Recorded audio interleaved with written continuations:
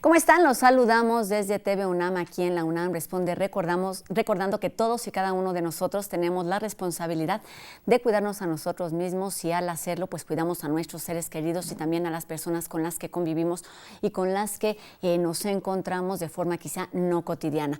Sabemos esto que es importante porque, como nos lo mencionaba ayer el doctor Carlos Rosales en su cápsula, pues se ha presentado un aumento considerable de casos en distintos países de Asia, también de América Latina y también de África. Y bueno, esto aunado a la falta de vacunas que han sido distribuidas de forma, digamos, no equitativa, pues aumenta la fragilidad de algunas zonas, de algunos países. Así lo dio a conocer en su informe más reciente la ONU. Sabemos que los efectos de esta pandemia se miden de forma inmediata, pero también a un mediano y a largo plazo. Y no solamente es una crisis de salud, sino es una crisis que impacta en muy distintos ámbitos.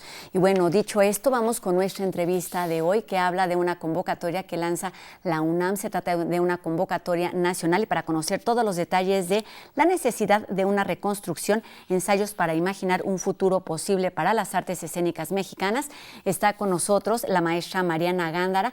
Ella es dramaturga y también es la coordinadora de la Cátedra Extraordinaria Ingmar Bergman de Cine y Teatro de la UNAM, que es la primerita que se formó en nuestra universidad hace ya 11 años. ¿Cómo estás, Mariana? Un gusto que estés aquí con nosotros.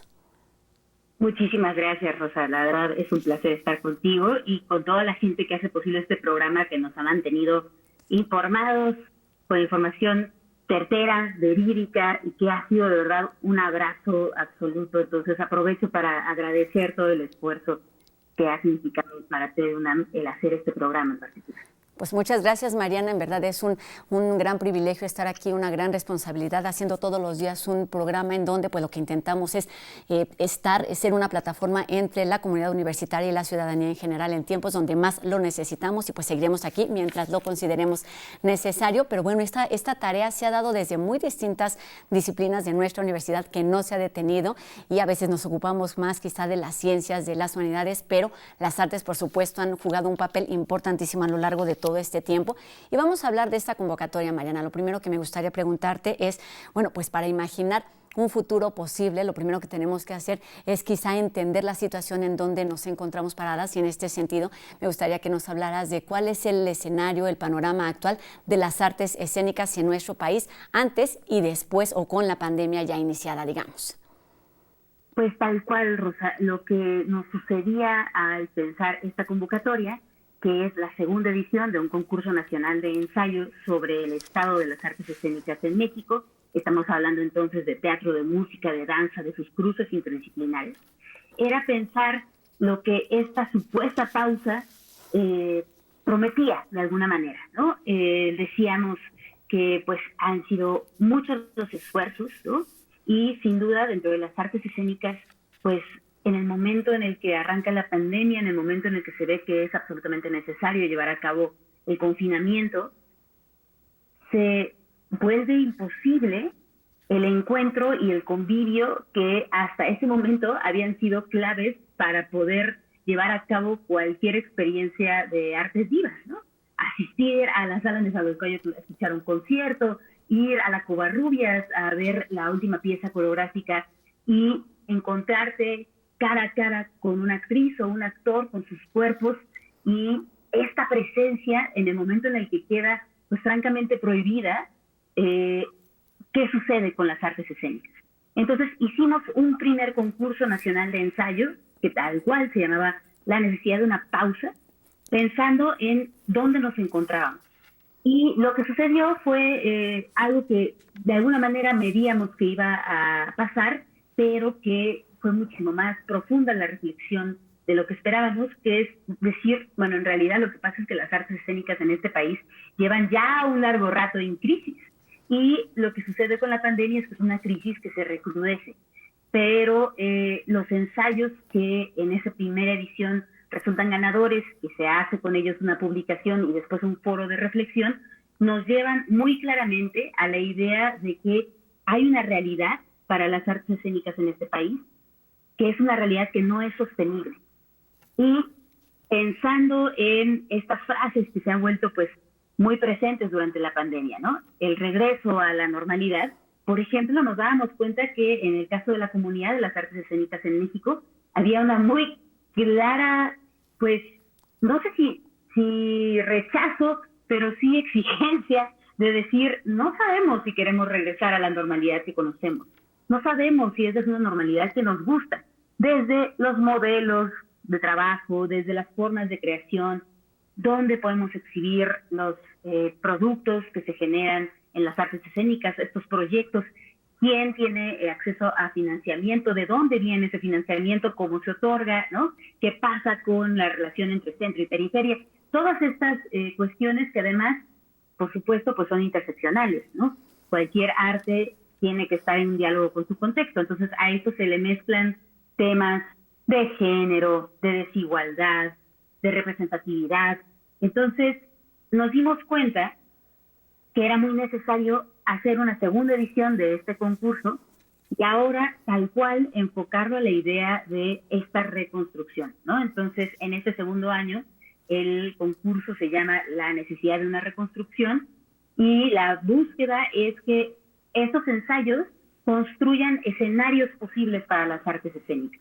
Es decir, sabemos que en este momento, por ejemplo, hay graves problemas en la educación artística escénica, en la educación artística teatral en particular, tenemos fuertes problemas.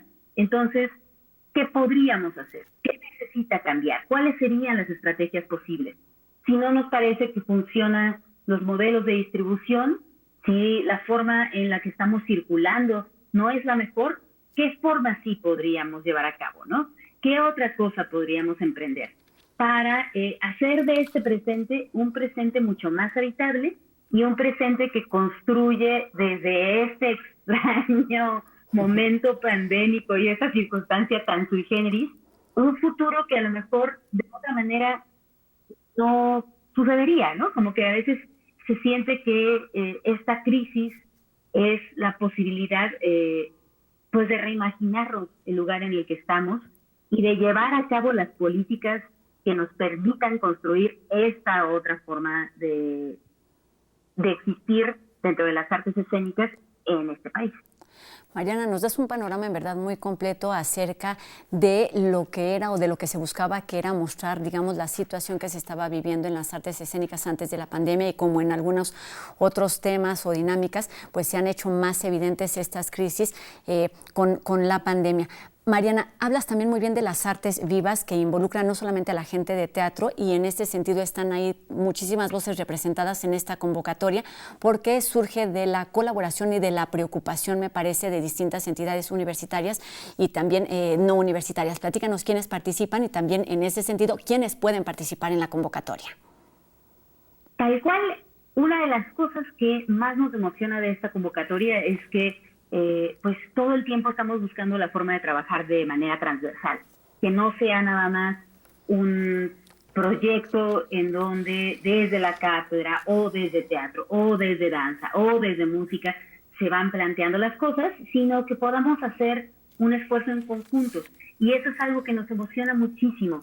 Esta es una convocatoria que está planteada a través de la Dirección de Danza UNAM, de Música UNAM, de Teatro UNAM, con también la participación de la Cátedra Extraordinaria Gloria Contreras en Danza y sus cursos interdisciplinarios, la Cátedra Ingmar Bergman en Cine y Teatro, y la idea es justamente que pueda participar cualquier persona que se dedica a las artes escénicas y que en ese sentido sepan que no es que no puedan participar en ensayos académicos, pero no es necesariamente un requisito para participar el que uno pertenezca, por ejemplo, a la universidad en calidad de investigadora, ¿no? Sino que se trata más bien de pensar en quienes están sobre las tablas, digamos, ¿no? Quienes están enfrentándose a estos problemas. Alguien que a lo mejor tiene un espacio independiente, alguien que tiene una compañía, alguien que incluso también desde la espectaduría, ¿no? ¿Qué le pasa ahora a nuestros públicos? ¿Cómo han recibido este momento? ¿Qué les gustaría que sucediese a partir de ahora? Entonces, es una convocatoria muy amplia porque además sabemos que son disciplinas en donde no siempre se ha favorecido la palabra. Es decir, para el mundo de la danza, para el mundo de la música, quizás en menor relación al teatro, la palabra no es central, ¿no? Entonces queremos también que esta convocatoria sea un espacio para promover que todo el pensamiento que existe, que todo el conocimiento que las artes escénicas producen por sí mismas, que es diferente al conocimiento que produce la biología o la historia, que no nos lo pueden dar otras disciplinas, quede asentado. Porque esa ha sido una de las cosas que durante mucho tiempo se ha manejado en torno a las artes escénicas, ¿no? Que son artes efímeras. Y si bien la experiencia de una obra de teatro, de asistir a un concierto o de ver una pieza coreográfica en vivo, sí es una experiencia que tiene un principio y un fin, la producción de conocimiento que deviene de eso sí que puede tener una vida mucho más larga, y asentarlo en un ensayo cuyo premio además es ser publicado, pues creo que eso nos permite no solo tener una memoria de este conocimiento que se produce en las artes escénicas en México, sino que nos permite algo todavía más radical, que es compartir ese conocimiento, socializar ese conocimiento y desde ahí construir nuevas cosas. Creo que esta primera publicación de la primera edición, La necesidad de una pausa, se pueden descargar gratuitamente de la página de Teatro UNAM, de Danza UNAM, de Música UNAM, de la Cátedra Berman. Es un documento valiosísimo, es una especie de cápsula del tiempo sobre lo que le sucede a las artes escénicas hoy en día, con voces de distintas generaciones, de distintas disciplinas, de muy distintas formaciones. Y creo que eso se vuelve un documento valiosísimo pensando qué queremos hacia el futuro. Entonces la invitación es a eso, a construir de manera colectiva un compendio de pensamiento que nos ayuda a vislumbrar qué futuro queremos construirle a estas artes escénicas en México. Me parece además, Mariana, escuchándote, pues un reto para todos aquellos que pueden participar, porque como bien dices, pues lo que se busca es esas voces que generalmente no están habitadas o habituadas, a escribir este tipo de ensayos, este tipo de textos, sino están habituados a crear, a compartir, a crear obras, a crear performance, a crear, en fin, otro tipo de textos. Y en este sentido se vuelve muy rico para que ustedes tengan la voz desde dentro, desde un lugar, digamos, del que no es el suyo. Y con todos estos parámetros me gustaría que nos hablaras justamente cuáles son, qué es lo que se gusta. Ya nos los has ido dibujando un poquito, pero se habla de la transformación, de la reinvención. ¿Cuáles son quizás las líneas más urgentes en las que les gustaría a ustedes o que esperarían que todos ellos estén participando? El público, la creación, la enseñanza. Sí, creo que hay tópicos que en este momento son muy importantes. Por ejemplo, la enseñanza de las artes escénicas es uno de ellos, ¿no? Creo que en todos los ámbitos los temas de género son igualmente urgentes e importantes a atacar. Por otro lado, creo que la pandemia nos ha revelado muchas aristas de la desigualdad y cómo éstas se expresan dentro de las artes escénicas mexicanas. Entonces, desde cómo se otorgan los estímulos a la creación, quién los otorga, a qué tipo de producción se puede hacer desde la capital, a diferencia de la que se puede hacer en otros estados, ¿no? Esta relación, digamos, entre centro y periferia, quiénes tienen acceso a las artes escénicas, quiénes las producen, por ejemplo, ¿no? En términos de lo que puede ser interpelar a artistas con discapacidad o públicos con discapacidad. Creo que hay muchos temas que están en este momento pues álgidos dentro de la discusión, porque al final de cuentas lo que ocurre es que la pandemia nos metió un freno de mano que no esperábamos. Y eso ha pues subrayado muchas problemáticas que ya existían. Por ejemplo, ¿qué ocurre cuando la promesa con un espacio público para una compañía que va a presentar una temporada de una obra de teatro es la de irse a taquilla? Y esa taquilla ahora se ha reducido al 30% de las posibles entradas.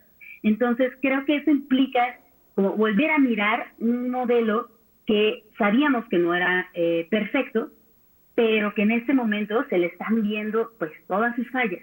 Y la idea sería entonces sí construir algo que desde la UNAM, que además siento que ha sido un espacio importantísimo para no solo responder a lo que está sucediendo, sino analizar críticamente lo que está sucediendo, ¿no? Que es justamente lo que agradecemos muchísimo quienes estamos en nuestras casas de este programa de televisión. Es decir, cómo podemos tener una mirada en donde hacemos un análisis de la situación que nos permite entender no solamente a bote pronto lo que está ocurriendo, sino darnos un contexto mucho más amplio que nos permita trabajar con miras a un futuro, pues, no tan lejano, ¿no? Entonces, hay muchos temas que están, digamos, ahí puestos sobre la mesa.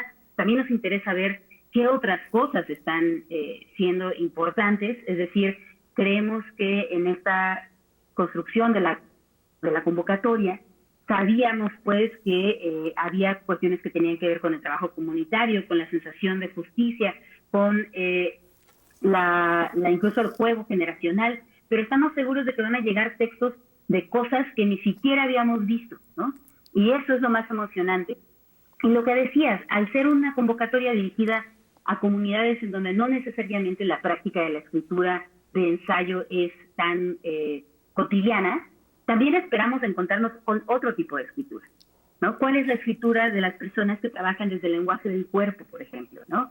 ¿Qué tipo de puesta en página puede surgir? Eso también nos emociona muchísimo.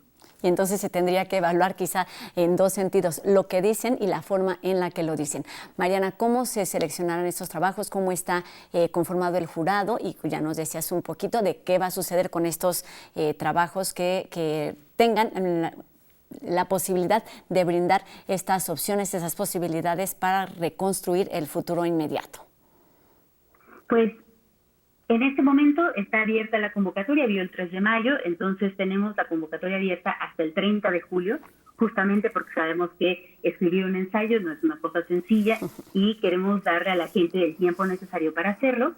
Los ensayos van a ser evaluados por especialistas de cada una de las disciplinas convocantes, es decir, una persona especialista en teatro, una persona especialista en música, una persona especialista en danza, pero también nos interesa que los perfiles de estos especialistas se abran a la posibilidad del diálogo entre las disciplinas, que no es un asunto estricto, cuadrado, disciplinar, en donde no hay comunicación, sino más bien es gente cuya práctica es una práctica porosa y que genera muchos puentes. Por ejemplo, el año pasado, en la primera edición, el jurado estaba conformado por Manuel Rocha, Marcela Sánchez Mota, Rafael Mondragón, que son todas personas que por un lado tienen una práctica de investigación, por ejemplo, ¿no? Pero también una práctica que es una práctica muy indisciplinada de sí, ¿no? En donde nos ayudan a entender con este ojo especialista lo que está sucediendo, planteándose en cada uno de estos ensayos. Y lo que hacemos es que se da lectura a cada uno de los textos que haya cumplido, digamos, con los requerimientos administrativos, para después hacer la selección de estos 12 textos que conforman el compilado. Y como hicimos en este año, nos dará muchísimo gusto poder también abrir un espacio de reflexión sobre lo que los ensayos estén tocando. Entonces, en la primera edición del concurso, lo que hicimos fue organizar un foro de discusión en donde durante 3 días hubo mesas que, la verdad, fueron muy estimulantes porque nos pusieron en jaque, ¿no? Es decir, de repente en una de estas mesas se plantea una pregunta que a mí me sigue dando vueltas y que me parece que también fue muy parte de la construcción de esta convocatoria, que era, ¿puede una convocatoria ser un espacio de construcción de justicia?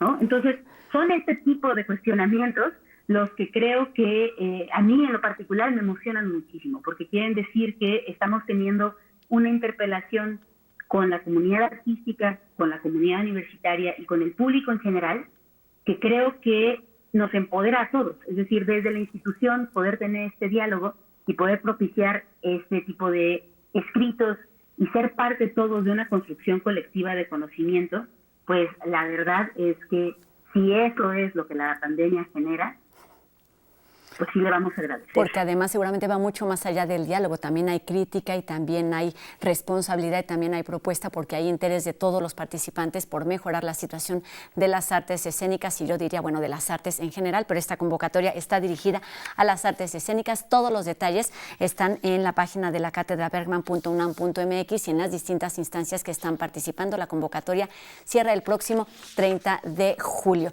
Y bueno, Mariana, para terminar, pues forma parte de esta decíamos, primera cátedra extraordinaria de la Coordinación de Cultura de nuestra universidad. Cumplen ya más de 10 años y el teatro junto con el cine son las razones de ser. ¿Cómo se han transformado con todos estos años, pero también con la pandemia, y cuáles son los principales retos, las líneas a seguir de esta línea de contacto con el público y con los cinéfilos y con los teatreros? Pues la verdad es que la pandemia justamente nos tocó en medio de esta celebración del 10º aniversario.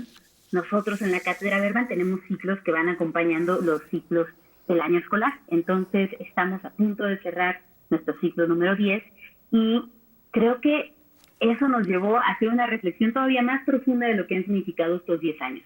La Cátedra Bergman es un laboratorio de pensamiento cínico y escénico. Es un espacio para preguntarnos sobre lo que pueden hacer las artes escénicas y el cine. Y en ese sentido, pues todo el tiempo estamos colaborando con las personas que no solo hacen cine o hacen teatro, sino que le hacen algo al cine y le hacen algo al teatro, ¿no? Que nos ayudan a entender las implicaciones políticas, éticas, estéticas de estas disciplinas.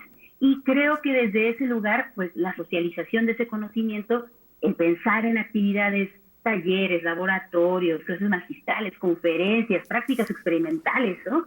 Todo esto ha tenido pues un giro muy interesante durante la pandemia, porque como con todo lo demás, pues nos vimos obligadas a trabajar en línea, a distancia, y eso hizo que las fronteras desaparecieran y empezáramos a tener actividades con participantes de 16 países distintos, ¿no? De repente, abrir el Zoom, empezar el taller y que alguien diga, hola, buenas tardes, yo me estoy conectando desde Australia, sí, yo desde Perú, yo desde Sonora, yo desde Campeche, ¿no? Y saber que todo esto que de repente, claro, era muy bonito y también no es que lo estemos ninguneando, lo echamos mucho de menos, ¿no? La posibilidad de, por ejemplo, encontrarnos en el auditorio del MUAC, que es una belleza, pero claro que eso terminaba dejando fuera a ciertas personas que no necesariamente tienen acceso a participar presencialmente de actividades en la Ciudad de México.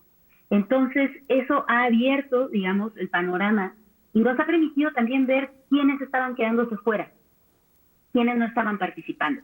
Y creo que eso ha hecho que en este ciclo del 2021, pues tengamos un montón de actividades que justamente ponen el énfasis en que las personas que se estaban quedando en los márgenes, los temas que se estaban quedando en los márgenes, estén al centro. Entonces, hay una cantidad impresionante de actividades ocurriendo todo el tiempo, ¿no? Les invito de verdad a que se metan a la página de la Cátedra Bergman, www.catedrabergman.unam.mx, y encuentren también en nuestras redes sociales todo lo que hacemos. La gran mayoría de los eventos, es decir, el 98% de lo que hacemos, es absolutamente gratuito. Exacto. Y en la gran mayoría tampoco necesitamos que ustedes tengan ningún conocimiento previo de cine o de teatro. En realidad se trata de eso, de un espacio para adquirir herramientas y para socializar justamente las de una forma incógnitas distinta que tenemos, claro, ¿no? Se trata de Entonces, disfrutar, a mí me parece, de disfrutar, enorme. Y si además conoces, y si además aprendes, y si además viajas, pues todo lo demás seguramente es de mucha utilidad para quienes nos acercamos a este tipo de prácticas que formaron parte de un aprendizaje, pero seguramente se incorporarán a su forma de trabajo a partir de ya y será de forma híbrida, lo que sucede en los espacios fijos, porque la convivencia es necesaria, pero también lo que sucede gracias a los beneficios de la tecnología. Mariana Gándara, te agradezco muchísimo estos minutos para la UNAM Responde. Muchísimas gracias por la convocatoria de la necesidad de una reconstrucción, ensayos para imaginar un futuro posible para las artes escénicas mexicanas y pues por todo este trabajo que hacen desde la Cátedra Bergman desde hace ya casi 11 años. Muchísimas gracias, mucho éxito en ambos proyectos y estaremos muy al pendiente de lo que ocurre. Muchas gracias y buenas tardes. Gracias a ti, Rosa.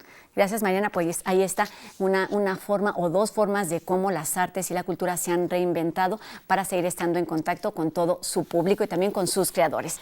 Y como todos los martes, vamos con Majo Gallardo, quien esta tarde nos habla sobre alimentación y ejercicio. Hola de nuevo, soy Majo Gallardo, nutrióloga clínica y deportiva. Me encuentran en Facebook e Instagram como Numa Nutrición. El tema del día de hoy es de los mitos que más tengo que romper cuando llegan al consultorio. La mayoría de las personas le dan mayor peso al ejercicio para tener mejores resultados. Se matan por horas en el gimnasio, hacen cardios exhaustivos, entrenan hasta 2 veces al día y creen que van a alcanzar su objetivo deseado. Probablemente al principio sí empiecen a bajar el porcentaje de grasa o empiecen a sentir cambios en su masa muscular, porque evidentemente el cuerpo no estaba acostumbrado a ese nivel de ejercicio. Pero, oh sorpresa, para mantener esos resultados o seguir bajando grasa o aumentando masa muscular, 70% es alimentación y 30% es ejercicio. Entonces, ¿qué importa si haces 3 horas de ejercicio al día si comes fatal? O los alimentos que consumes no son de la mejor calidad, o consumes las mismas calorías que quemas cuando estás haciendo ejercicio. Te vas a estancar en tu peso, composición corporal y seguramente te vas a frustrar. Por lo que te recomiendo que le des mucho más importancia a lo que pones en tu plato las 23 horas restantes a tu hora de ejercicio y no sobreentrenas a tu cuerpo porque puede tener un efecto contraproducente. Entonces te pregunto, ¿comes para entrenar o entrenas para comer?